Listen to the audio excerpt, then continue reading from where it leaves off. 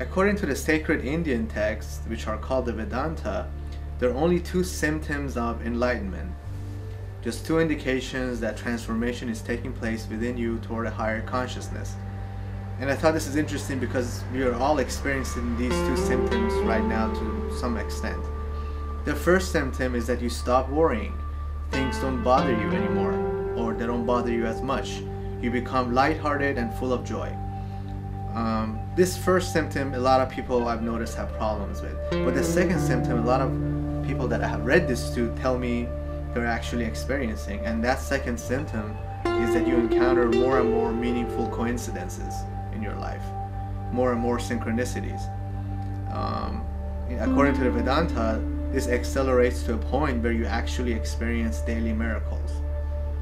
So I thought when you were talking about meaningful coincidences and like-minded and like-hearted people coming together, this fits that scenario quite well. Yes, thank you for this opportunity. This is an extension to the regular lectures that we hold in the classroom, and we're hoping to appeal to a higher number of people than the traditional classroom gives us that opportunity, and it's good to be here. I'm going to talk about different topics as far as, bringing awareness to people, on humanity, politics. We were talking a little bit earlier about how we can, how can we help people learn a little bit more about what is truly out there, as far as, there's a lot of people out there that worry too much about their problems, and when they watch news, all the information that comes at them is just all negative, and it doesn't allow them to really think outside of that box. Yeah, well, that's a very interesting point that you bring up. I think our first premise should be, or is, the fact that the people behind the news have a very diabolic agenda. Their agenda is not necessarily to inform. Their agenda is to keep people in a state of paralysis and fear. And the outcome of that agenda is that people become indifferent, people become aloof, and they're essentially paralyzed by fear, and they don't see any hope in making a change. Once we realize that's the real agenda behind people who control the media in this country, or around the world for that matter, and start tuning out of that and start tuning into alternative independent media, then we've made the first step. Because the information we will get from the independent alternative media, the journalistic integrity is there, whereas it's more or less missing in the corporate-owned mainstream media. Technology is a wonderful tool, but a negative side effect of technology is that people are not banded together. People are separated from one another. We sit in front of our iPods, in front of our laptops, in front of our PCs, completely secluded from one another. We are soaking information, we are controlling the inflow of that information at our own pace. Nevertheless, we're not having the benefit of face-to-face conversation.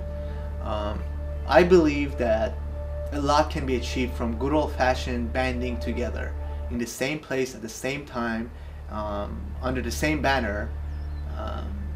And a lot of the tendencies that people are feeling right now, people feel cut off, people feel helpless, there's a sense of despair out there.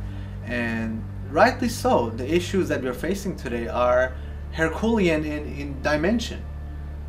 Climate change, economic collapse, the devaluation of currency, foreign competition, the outsourcing of jobs. All these issues are systematic in nature, and there is due reason for a lot of despair. But a wise man once said that life is 10% what happens to us, 90% how we react. A lot of people are reacting to just tune out, and that is exactly what the controllers of the system want. People to tune out so they can continue with the agenda that they've been having in preparation for years, for centuries, some even say. It's pretty interesting. Like, I think sometimes it's all planned out, because it all started like when we were young, or anybody. Like, for my example, I would be like, in school they teach you not to talk to strangers. Yeah. Not to keep away from these type of people. Yeah. It's like as you grow up, I mean, it's ridiculous. Like in Mexico, my parents are from Mexico. You go out there and you know, you see older people, the elderly, and you say good morning to them, and you say hi to them, and you talk to them. And here, I noticed the other day, I was doing last year. I was doing campaigning for some city out here, and there's a lot of like Latino community out there, and every time I would be walking by and I'll see like an older man or something, I'd say, "Oh, buenos dias," you know, good morning or something, and then they would just like look at me like nervously, like what, like this young man actually spoke to me. Because the way things are here is like everybody's in their own world. I'm individual. Individualism. Like what is that? That time for the rugged individualism is coming to an end. As we're competing over more valuable resources, we realize that we need more cooperation than competition. This is going to be our new paradigm. What you talked about is very illustrative of a fear-driven agenda. Don't talk to strangers. People will harm you.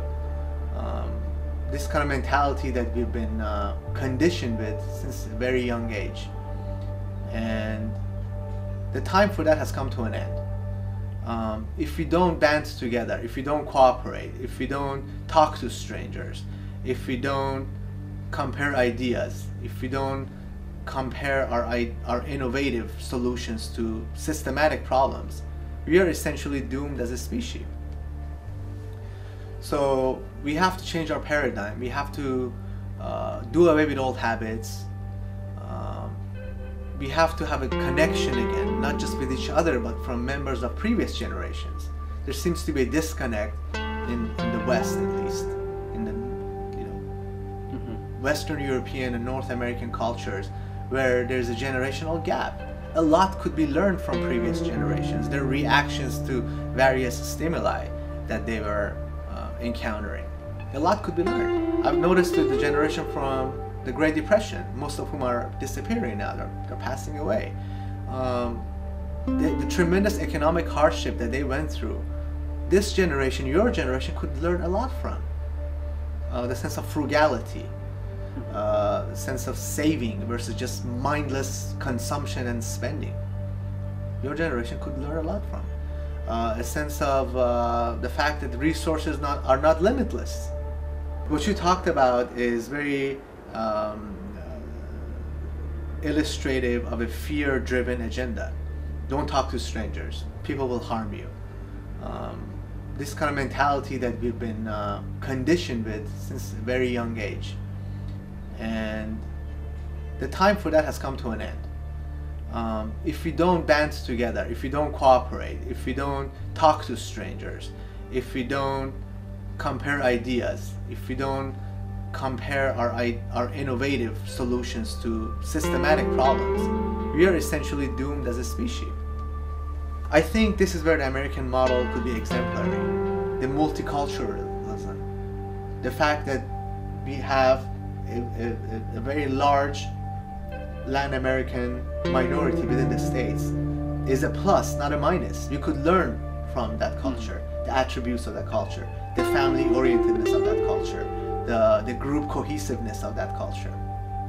That's been missing in Western European and North American cultures where it's rugged individualism, you and you alone. That whole model of John Wayne riding on his horse into the sunset. The time for that paradigm has come to an end. Yeah, like me, I have my own production company. I'm still going currently to film school and all that, and I like to. I know that there's a lot of artists out there, just like me, that want to speak out and, but don't have the right equipment or, the access to certain, things. Mm-hmm. I've been fortunate, to able to have, what I do have at a young age. I mean, I'm not young and I'm not that old, but we. I like to connect with other artists, even if they're not artists. Yeah. Non-artists. Like I'm really open. I want to help whoever I can. Yeah. And we network. I know that if I really want to be a successful filmmaker, I can't do it all on my own. Yeah. Well, connections are integral. Connections are absolutely priceless, and that's what you essentially have done. You have connected with me, and we are helping each other. I'm helping you expand your horizons. I'm helping you, or you're helping yourself actually. I'm just instructing you. I'm sort of pointing you to that direction where you would think critically, where you would question authority, where you wouldn't take things at their value, but you would think critically. I think all these skills would be invaluable to you in your career.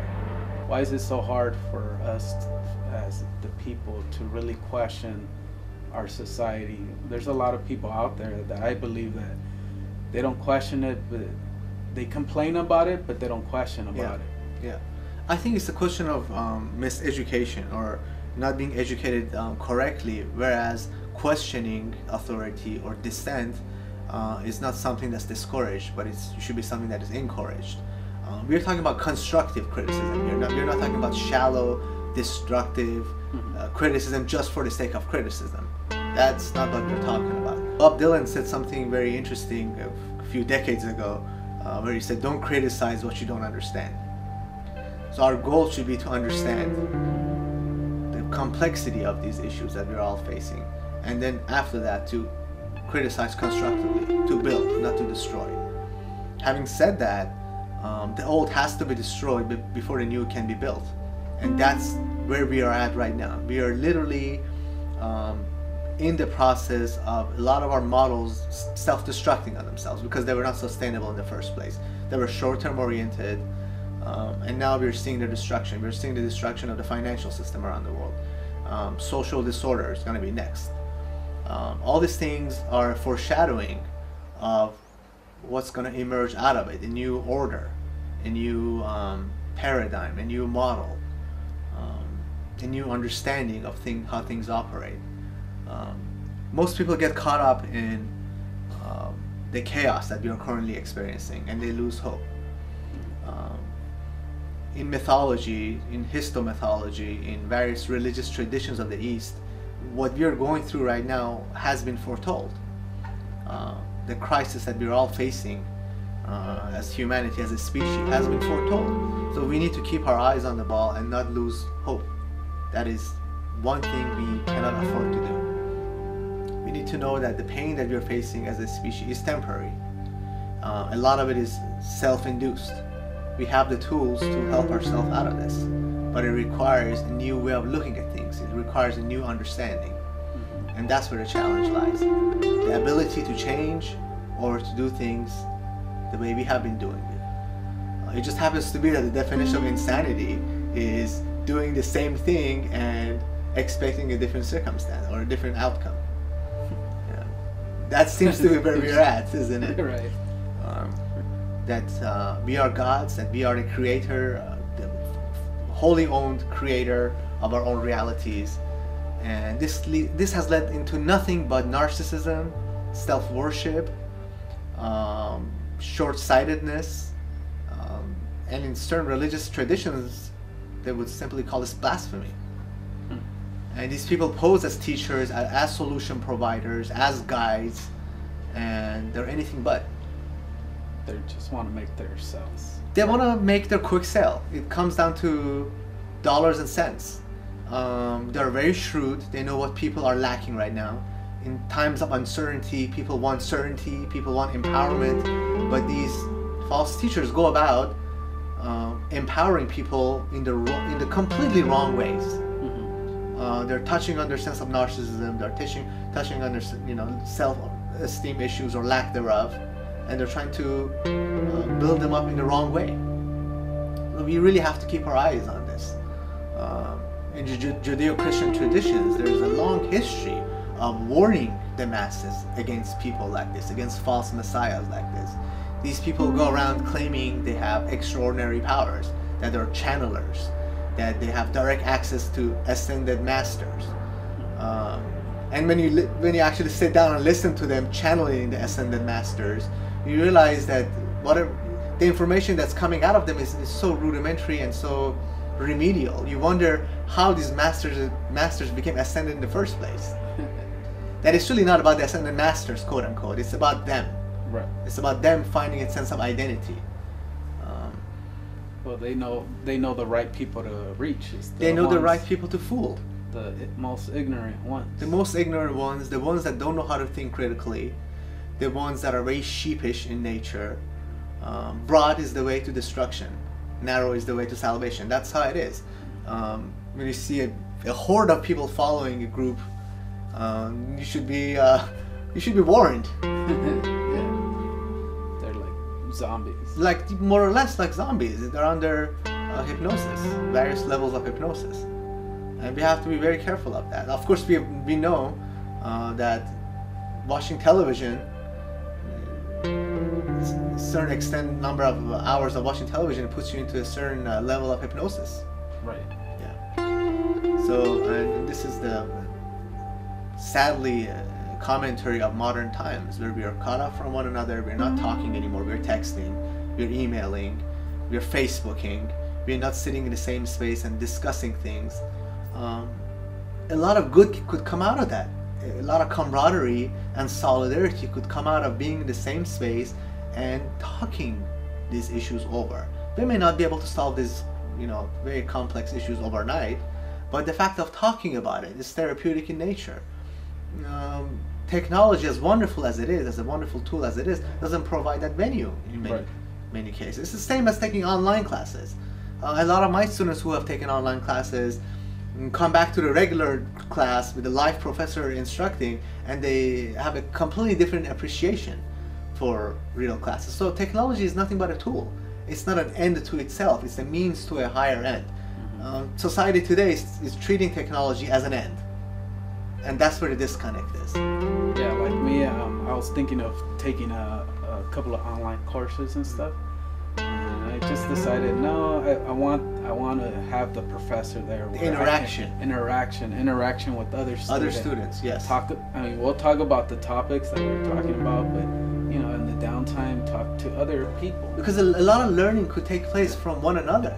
Right. Whereas where you're sitting behind a computer and you're just writing or completing a bunch of assignments, you may not get that same benefit from the regular old-fashioned classroom. Right. And technology, in this sense, is doing us a disservice. It's an Orwellian situation. George Orwell talked about this in 1984. It's incredible. He was a prophet of modern times. He talked about this disintegration or disconnection from one another, facilitated through technology. And so we have to be very much on the lookout for this. And then, say, for example, now you see we got a bunch of people, protesting against, Wall Street, the banks. Against the order, the current order. And, can you see any resemblance between the people that are protesting now and back when we had hippies and definitely I can see similarities, and this is a wonderful thing. People coming out of the houses that they're getting foreclosed on, banding together, expressing their outrage, expressing their dissent, their social dissent together, finding a sense of camaraderie, finding their own voice. This is how change is implemented. This is what the founding fathers of this great country had in mind. Not just being disconnected from one another and suffering silently, which is a lot of what's happening right now. A lot of people are suffering silently. More than 50 million Americans are taking one shape or form of an antidepressant. Now, I'm not putting down people who are taking antidepressant. I'm talking about the fact that a lot of people are unhappy. We could do away with a lot of this unhappiness if we relearn the art of social interaction, the art of trusting one another, the art of opening to strangers, the art of venting to one another. A lot of good could come out of that, even though we may not be able to find quick solutions to the problems that we have. It has taken us a long time to get to where we are right now, and it's not going to take us overnight to step out of this quicksand. It's going to take a lot of teamwork and like-mindedness and like-heartedness and a lot of trial and error to snap out, for the lack of a better term, out of this mess that we're in. The mess we're in, it took us a good 200 years to get into, since the advent of cheap energy, cheap petroleum.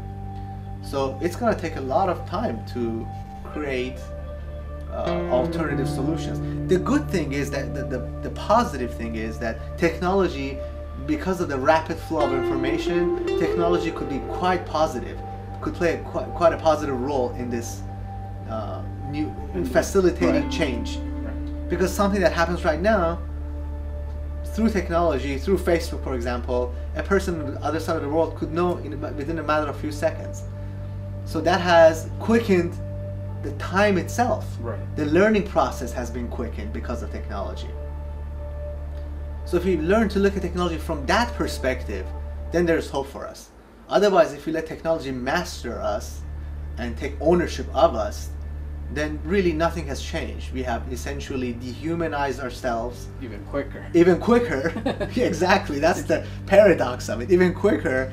And we have become slaves to robots and technology itself.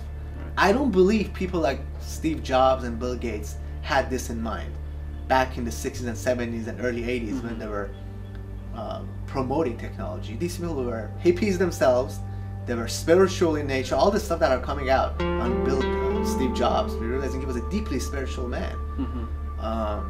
Unfortunately, the people who followed them, the petty business people who only saw dollars and cents out of this new technology or new paradigm, they're the ones that are sort of taking us into a direction we should try to avoid. From any, like just anything, avoid going in that direction as far as going, having your own business here and then going globally without having any ethical, right, like considerations. I understand why corporations are doing what they're doing in other nations. It's for the dollar signs, Yeah, I mean, you have to keep in mind that not all corporations are evil in nature or in intent. There are a lot of companies that are doing quite a lot of good. But again, the media doesn't want to cover that side. Right. The media decided a long time ago that if they inject fear and unhappiness and anger, that is what people want to hear of. Their own polls are contradicting that right now because people are no longer watching the mainstream media. There has never been a time in this country where less and less people were tuning into their nightly news broadcast. People don't want to hear things from that fear-infested perspective. People want to hear hope. People want a sense of solution. That's how this Obama got into office. Of course, what he has done since he got into office is quite different than everything that he promised. But people want real, authentic, grassroots change. Right. That's what the Tea Party was all about. That's what this Wall Street occupation movement that's gone viral is all about. It's about real, authentic, grassroots change. Change must come from the bottom up. It never comes from top to bottom. Because people at the top don't want change. They want things to stay static. They want things to stay the same. It's in their again, if they had a long-term orientation, they would know that this would even be against their own gain. But they seem to have a short-term orientation. There's this end game mentality that you're headed toward a cliff, and before you jump off the cliff, you want to amass as much wealth as possible. This is the mentality that we're faced with. As long as we have that mentality, and as long as the masses subscribe to that, there's no hope, there's no change, and things will stay static. Nice. So I think I think the founder fathers would be proud if they saw how Americans are waking up. They're waking up out of out of their hypnosis. A real American revolution is underway as we're speaking. When the people on the right find solidarity with people on the left and create this mass movement, then change becomes inevitable, and that's when you have a real, tangible change. There's something interesting that you said in the class, the global marketing. Our founding fathers would be, if they were here today, they would be hip hop artists. Yeah. What is that? Well, we have hip hop artists, and then we have hip hop artists. You can't just brush them all with the same, paint them all with the same brush. We have the hip hop artists like Immortal Technique, people like them who are socially charged, politically charged, who have a message, whose message is not about the integration of women or over sexualizing everything. So we have authentic hip hop, and then again, you won't hear that in the mainstream media. Right. You have to go to the alternative scene to get a taste of that. They're rebels with a cause. Right. They're not rebels without a cause. They're rebels with a cause, and that's essentially, in my opinion, who the founding fathers were. They were way ahead of their time. They had a sense of zeitgeist, which in German, my understanding of German is that they had their hand on the pulse of the society. That good understanding of the past, a good sense of understanding of the present, and an anticipation for a future they wanted to create. They had a good zeitgeist. So if they came back today, in my opinion, one of the things that some of them would have probably done was to join the hip-hop movement, or at least the socially conscious hip-hop movement. I would say the same thing about Beethoven and Mozart, and a lot of these people at their times were rebels. Mozart was a Freemason, and at that time Freemasonry was it had not denigrated to what it has become today. It was a good, positive movement against the European aristocracy. Beethoven, he wrote one of his symphonies dedicated to Bonaparte, Napoleon Bonaparte, because they saw Bonaparte as a liberator of the European masses against this, royal social aristocracy that was in power then. Of course, later on, when he found out that Napoleon himself was a despot and he was an authoritarian ruler, he recanted his earlier statements. But at that time, they were revolutionaries, and nothing has changed. These people are still living today, except that their music or their message is coming through other methods or other genres of music. Because honestly,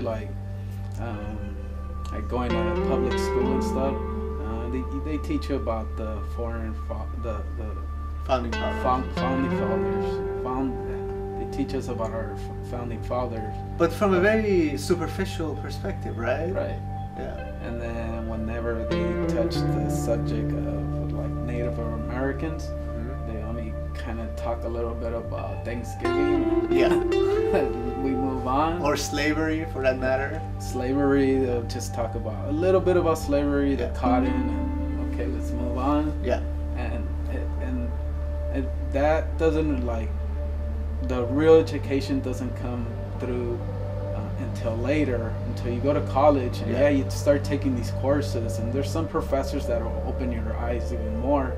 But I think the better education is you doing it yourself, going out there and finding these. And that's another benefit of technology. You can give yourself a good education as long as you have access to the internet, and there's a lot of information that's quite interesting when you just go on Wikipedia and research it yourself. So you don't necessarily, it depends on how much drive you have.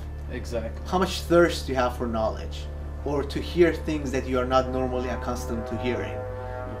To deprogram yourself, from the robot that you've been programmed into becoming. So how can we connect with those people that are so tuned into being zombified and what society wants them to do? How can we because I know if you go into with those people and talk to them straightforward on how things are, they'll be it's too much information. I think. Information overload. and I think they'll just tune out. Yeah, they'll tune out. They'll be like, oh, this. Yeah, I think we have a couple of people like that in the class. Oh. They just tune out. It's too much for them. But then again, the question arises: why are you there in the first place? Correct. You know, if you don't want to be challenged, just take the class online, and you'll just browse through the PowerPoints and take the test online. Right. But if you really want the dynamic of a classroom and a debate, an ongoing debate and social criticism, then that's where you're there. I think you don't really necessarily need to approach the problem in a sense of having to reach to these people. I think the situation right now, the circumstances are so dire straits that they will reach out to you. When people are losing their jobs, when people's homes go on foreclosure, when people see their jobs being outsourced to places like China and India and other developing nations that have a much higher drive in absorbing these jobs because their labor costs are lower. So when they see all these, it's a perfect storm. Mm-hmm. When they see all these things happening and everyone, this is at the forefront of everyone's consciousness right now. They may not necessarily admit to it, but the process is taking place there. You don't need to reach out to them. All you have to do is wait for them to come to you. And this is what we're seeing today. What we're talking about today, we have talked about for at least 2 or 3 decades. Nobody was listening 20 years ago. Nobody was listening 10 years ago. Suddenly everybody is listening now. Mm-hmm. Right? Sure that. World's changing circumstances almost dictate people waking up. When in physics, for example, they call it the critical mass. When we reach that critical mass where the balance 51% are more, suddenly 51% of the population is more aware, is more awake than the 50%, than the 49%, that's when we reach critical mass, and that's when we'll see change. Because everyone will see it in their own vested interest to become involved in the change that's taking place. You don't have to go change the world overnight. This is one thing I was talking to a colleague of mine. The person who's, opening the door or standing by the door in Walmart and is greeting people and has a sense of purpose in what he does. Mm-hmm. Right? There's honor in every line of work, whether you're an academic like us who are working from behind the scenes, or the person who's doing very remedial work. There's honor in every level of work. Right. It's how satisfied you are with the kind of service that you're providing, that you're doing the best that you can, that you're living up to your potential. That's what matters. I was reading to John Lennon's Working Class Hero. That's the lyrics to the song Working Class Hero. And one day after we dismissed the class, I was there doing some work, and I had this most interesting discussion with the janitor. These people are looked upon as pariahs. Nobody talks to them. They come late at night to do their work. Mm-hmm. And yet without them, I mean, it's one of the most important jobs, and yet people don't put value in that occupation. So it doesn't really matter what job title we have, as long as we're providing a service that is necessary to society, and as long as we have a sense of fulfillment in doing what we're doing. You as a filmmaker, me as an educator, the janitor as a person who's providing hygiene and cleanliness for the environment that he is in, the students. Everyone has to fulfill their own function.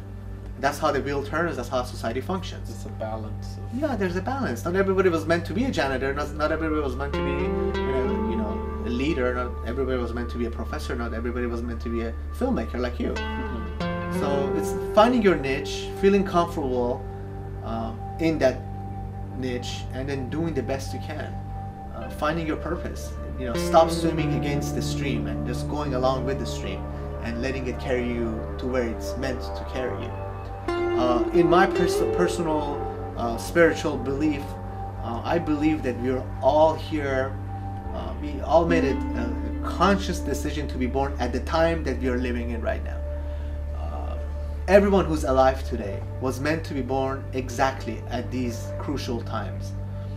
I think we discussed it in the class, and a lot of eyes were opening. That I brought up the fact that most people who are living today are solution providers, whether they know it or not. Because we have reached a time in human evolution where all the problems are surfacing. All the problems from all the previous times and previous generations are surfacing. And once again, we are at that crossroad. And so everyone who's alive today has a sense of manifest destiny. I strongly believe that. This is, again, my personal belief. I'm not propagating that. I'm just stating that. And once we find out that niche and we feel truly happy and content and fulfilled, the possibilities are limitless. It's just about, having that courage to find that place. Having that peace of mind, that peace of heart to be in that place, to fulfill that role. Sometimes we need to go through certain changes within our lives. Absolutely. To eventually reach that. Absolutely. We all go through what I call the dark night of the soul. The dark night of the soul is perhaps the best thing that could happen to you. Your old paradigm crushing on you and you having to reinvent yourself. Again, this is what in the Judeo-Christian tradition, particularly the Christian tradition, is referred to as purification through pain. But the church didn't understand for 2,000 years that they interpreted that as actual physical pain. We are talking about a psychological pain that's supposed to take place within you for you to awaken to a new reality and then follow the purpose that was intended for you even before you were born. And that you can only reach that place after having gone through the dark night of the soul and somehow being able to transcend from that and reinvent yourself, reinvent your purpose in life. Only then. So would you say that happens throughout people's lives continuously, or it's just like some one people time? try to deny it, some people try to delay it. It will happen whether you like it or not at some stage in your life. The earlier it happens, the better it would be for you. In a lot of animistic cultures, like African cultures, they have a shaman or a witch doctor or a solution provider, whatever you want to call it in modern language, in the village. And the shaman, he or she has gone through a lot of trials and tribulations, especially very early in their life. They had to go through that to experience that pain firsthand, so they could help the entire community, so they could help the village. That was the way it was meant to be. I remember when I was going through a lot of rough times, somebody turned around to me and said, God gives the most challenges to the ones whom he loves the most. When I first heard that, I was very irate, because I was thinking, what kind of God are we talking about here? Is this some kind of a sadistic God who takes joy in giving pain to me?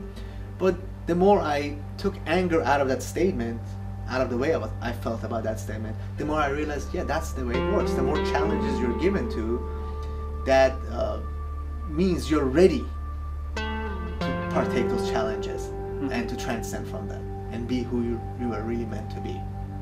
Become all you can become. Not like the army. The army, interestingly, it's funny you mentioned it, because I was thinking exactly what you just said.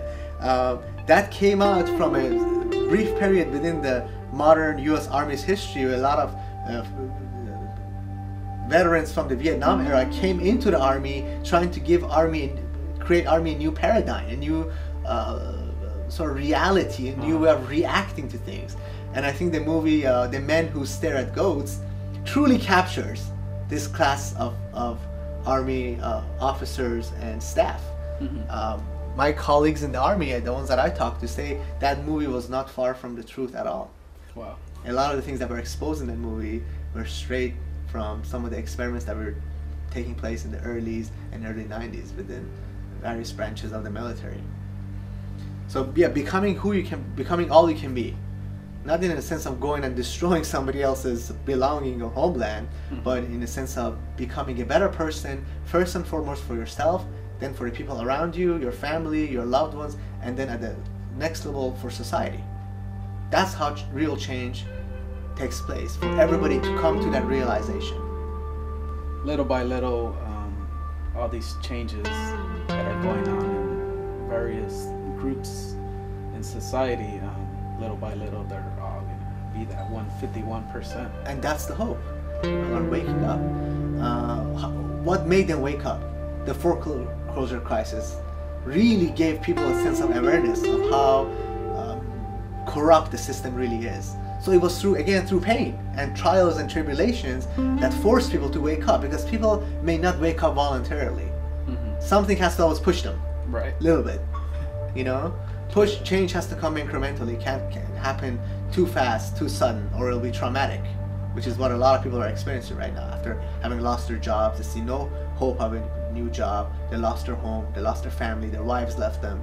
So change too quickly is not healthy. But change taking place incrementally at a slow pace is what human evolution, the psychological evolution for humanity, is all about. And that's what we are witnessing right now. We are in the midst of it right now as we're speaking. The Mayans believe that we are at that stage. They foretold this, for example. Many people believe that the events that are leading to the next year, 2012, there's going to be some kind of a, not necessarily cataclysmic event, but some kind of a defining moment where humanity will rise to its potential. Of course, is that how Hollywood portrays 2012? Absolutely not. So earthquakes and doom and gloom and fear and many people dying, they have their agenda. That's not how we see it. We see it as a new beginning, not an end. There is no end of the world. There will be an end of humanity if we don't change our course, but the world itself will go on. The earth itself will go on. Earth has self-correcting mechanisms. That's what climate change is all about. Correct. Yes. Earth will go on. We, as a very minuscule species on this planet, our existence may be in question if we don't change course. And that's what the message should be. Not this horrible events that are going to happen to us and we're just going to be, The world is going to the world is not going to end. Humanity itself may end if we don't change course, if we don't realize, if we don't wake up. But the world will not end. The sky will not fall down. I can guarantee you that. Yeah. So, Professor, tell us, why did you go into the career that you went into? I came to a realization, again, after having gone through my dark night of the soul. And this was not one night, it was years that I went through this change within myself. I realized that my existence makes the most sense to me when I'm being of service to others. And I found teaching to be that particular line of service that equipped me. I come from a family of teachers. My paternal side, my dad, my aunts, they were all teachers at one shape or form. And it took me a while to come to that realization that this line of work really suits me. When I'm coaching, when I'm motivating others, when I'm facilitating knowledge and learning, that it gives my existence a meaning. That it's not about me, that it's about the people that I'm helping. That I'm just a channel that is helping facilitate something or create something better out of people. I like to think of myself as what Michelangelo did, for example. They put a beautiful, or actually not so beautiful, they put a block of marble in front of him, and through chipping at that marble, he brought out this beautiful statue. In a way, I see my purpose in that. When I have students in the first day of the class, they're a block of marble, they have tremendous potential, each and every one of them, and we have to chip away at them, me as well as them, into bringing out the best out of them, or to help them find out where they fit in this world, what their purpose is in this world, what particular area of what I teach, for example, what particular area of global business they would like to go into. So to help them become more conscious of their own consciousness, help them become more aware of their own sense of purpose. That's essentially what we do as educators. Our job is not to regurgitate knowledge. Anyone can go and read the book on their own. Our job is to fill in where the textbook doesn't. And we bring our vast, years of experience from outside of the classroom into the classroom, and we let you guys benefit from that. And do you ever feel like, even though you teach the same courses, but you get like the feedback that you get from your students, like you're relearning again every Absolutely. Every time I teach a course, I'm teaching it from a different perspective. I never use the same PowerPoints, for example. I like to, it's a learning process for me as well. Mm-hmm. I switch publishers just to see a different perspective of what I'm teaching. I bring in a lot of outside materials. I don't teach the same course the same way. It always varies from semester to semester. Mm-hmm. That's what makes it interesting for me. That's what makes it challenging for me. That's what makes it critical for me, because I try to implement critical thinking into what I teach. That's what helps me not become static and stationary. It helps me be fluid and flexible. And so it definitely is a learning process. It's not just learning for the students, it's also learning for us. Previously, in various human traditions, they defined that higher power as God. Today we use different terminology for it. Higher consciousness or prime directive, perhaps. The idea is to transcend. Transcend from who we were before into who we want to become.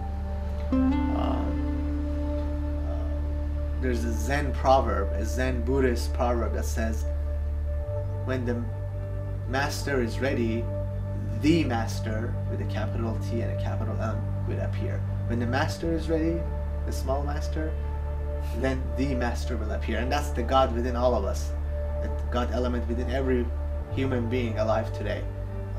When that God from within wakes up and becomes conscious or alert of his or her full potential, that's when we see actual change taking place. And that's slowly taking place right now.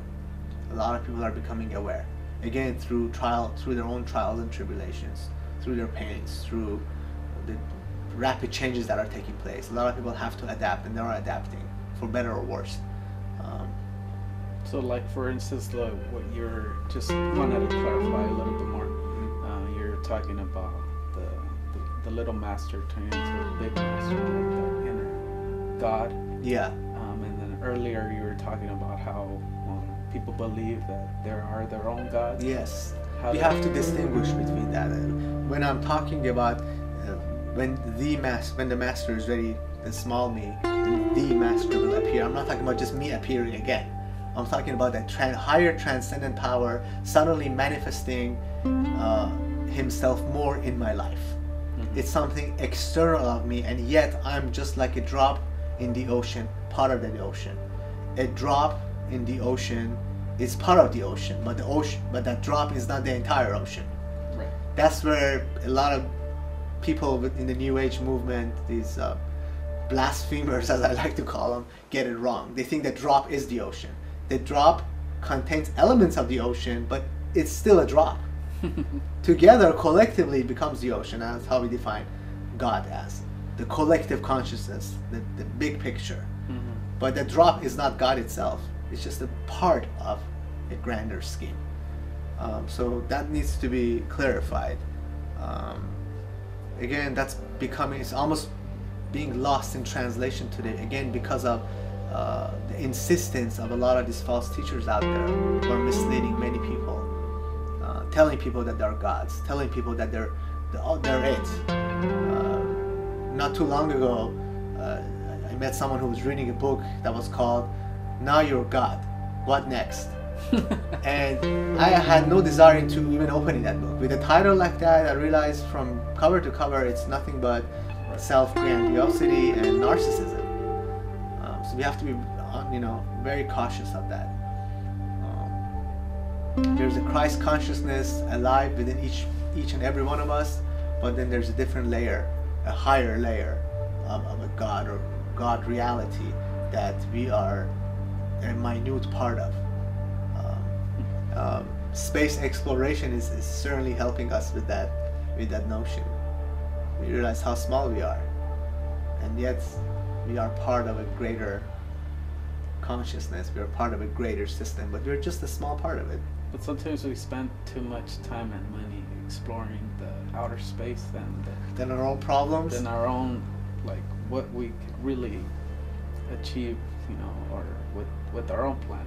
mean, I've seen a couple of films or stuff like that, documentaries where they're going into deep sea and they're finding, these weird Creatures, species, and they're able to like extract like some of their venom and stuff, and now they're using that venom to, for medical cures, and stuff like that. Yeah, it's a mysterious world out there, whether it's in our own planet or out there.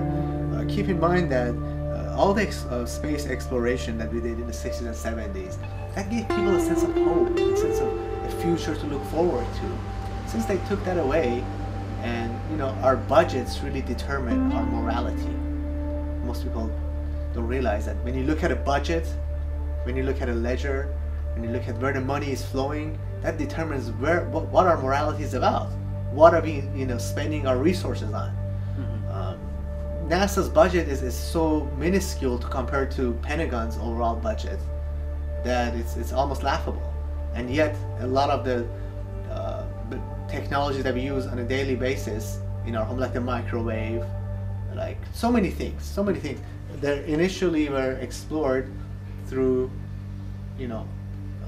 Our NASA department. Exploration into space. Yeah, it was part of a NASA invention, and it became mass produced, and we use it in our homes. So there's benefit to come out of that. It's just that we have to come to a level of evolution, a level of awareness as a whole, humanity as a whole, to realize that war and destruction and hostile takeover of other people's resources, this is not a long-term solution to solve our problems. As a matter of fact, it's the exact opposite. It will create enmity and hate and revenge further down the line. So it's a bubble ready to burst. It's exactly what it is. At some point, we have to wake up and realize that working together will be more lucrative and sustainable in the long term than hostile takeover and bullying of each other and hostile takeover of each other's resources. We have to come to that realization, or we are doomed, or we'll have continuous wars, non-ending wars, and even more rapid decline, even more rapid disintegration. We have to come to that understanding at some level, at some time in our evolution, or honestly we are doomed. So basically the time is right, the time is now. The time is right, the time is now. This is the moment of reality, this is the moment of truth.